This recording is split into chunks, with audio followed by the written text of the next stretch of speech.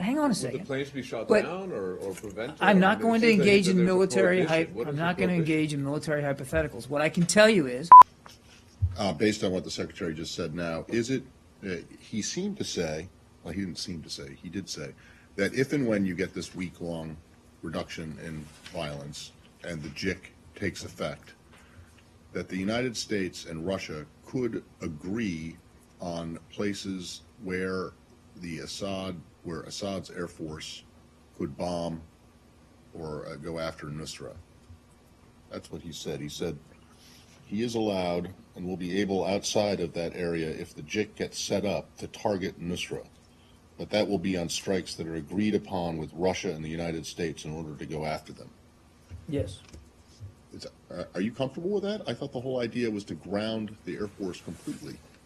No, Matt, the idea was not to, And that the only people who would be flying combat operations after the JIC got set up would be the U.S. and Russia, except for in the areas where ISIS is.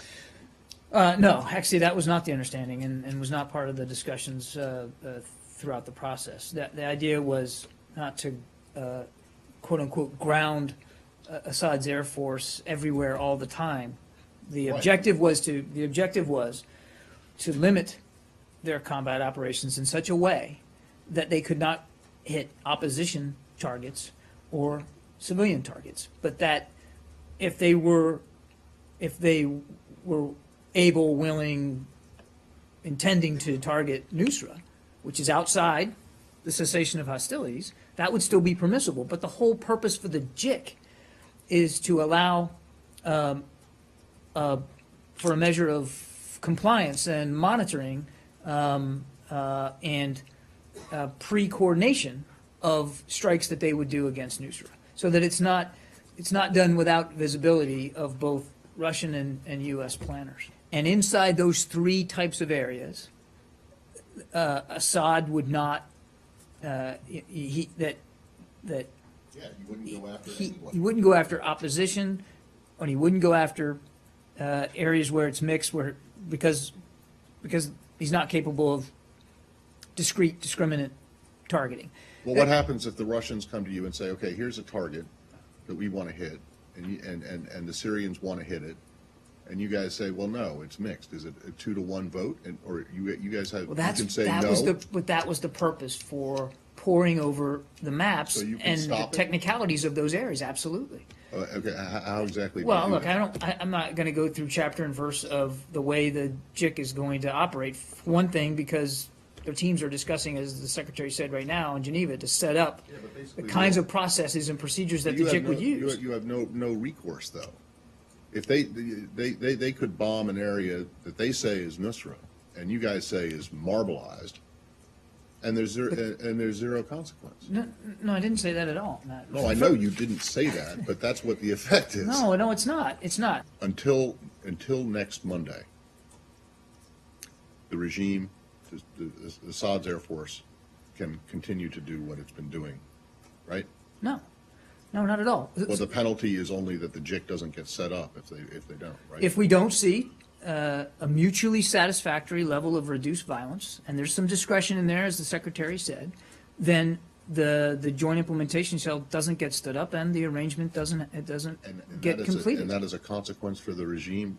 How?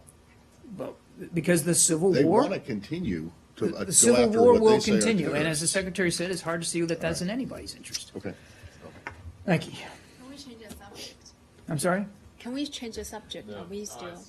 No. Okay, I've all got right. a question about this issue of the Assad regime's Air Force airstrikes. And, first of all, what are the consequences if he does hit some of these marbleized areas and says that he's going after Nusra? I mean, what's Well, the idea of having the Joint Implementation Center is so that can't happen. The idea is to prevent that from happening, but what if it does? Well, then, as we said, and it's written right in the arrangement, that at any time, either side here can render the arrangement null and void, and it will be over. And if I don't want to get into hypotheticals here. I appreciate the desire to run through all the hypothetical situations. I don't think it's wise here at this very early stage to engage in that. Hang on a Would the second. planes be shot But down or prevented? I'm I not mean, it going to seems like engage that in there's a military prohibition. What I'm is the not going to prohibition? engage in military hypotheticals. What I can tell you is that there is a provision here where either side, the U.S. or Russia, can pull out of this arrangement if we're not seeing it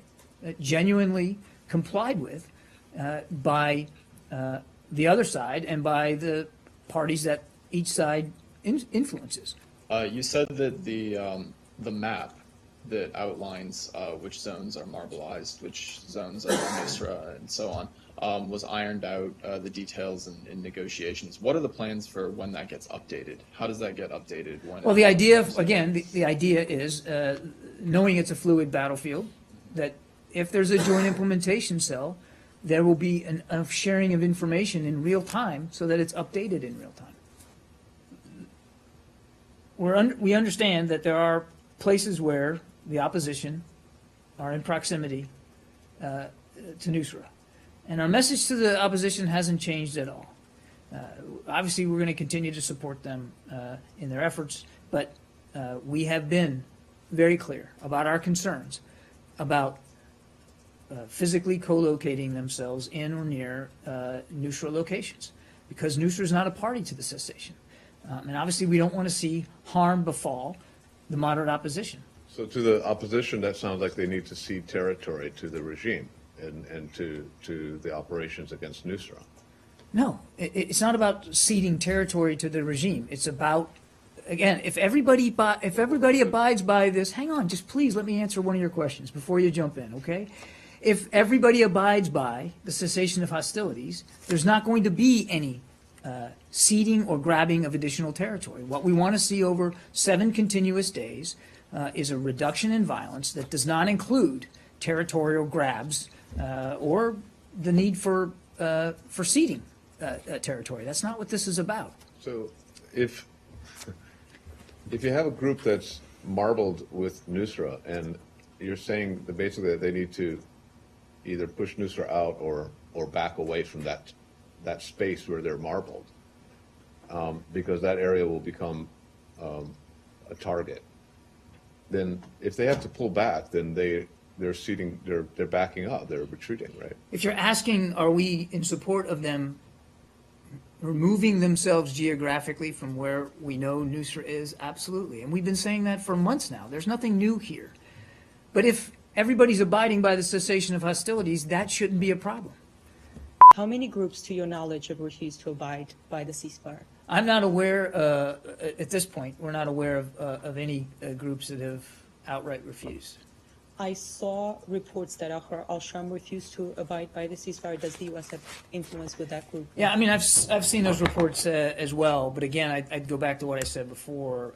We're in 2 points. We're, as you might expect, in constant contact with the moderate opposition and have been throughout this process, up to the meeting in Geneva and then certainly in the hours and days since then. And again, we're not aware of any single group that has come out rejecting it or in opposition. Now, that said, and the Secretary talked about this as well, we understand that that certain of them have doubts, have concerns. We recognize that. That's why we're in constant contact with them. We also are taking a pretty clear-eyed approach here. I mean, nobody is saying for a moment that this isn't going to be difficult. So you're in contact with moderate opposition. Is this specific group considered to be moderate opposition? But again, I don't have the list of every group here, but Ahrar Al Sham is not designated as a terrorist organization inside Syria, and so therefore it is a group that that we have maintained a level of contact with in terms of discussing what this arrangement means going forward. Kurdish National Council of Syria, as well as the Assyrians, have protested a document that was put out by the Saudi-backed opposition, the HNC, and that's their framework for a transitional period in Syria. The complaint is that it's Arabist-based and Islamist-based and doesn't take account of the interests of minorities in Syria. Yeah. Do you have a comment on that? We continue to be grateful for Saudi Arabia's leadership here in working with the HNC and the moderate opposition to help them coalesce around guiding principles.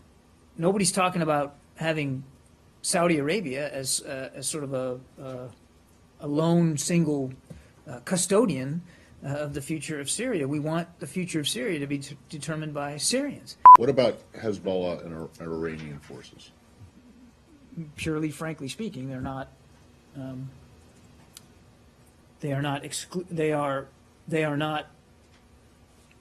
outside the cessation of hostilities, as is Daesh or al-Nusra, because the cessation of hostilities holds only those groups that are Right. designated as FTO outside of it.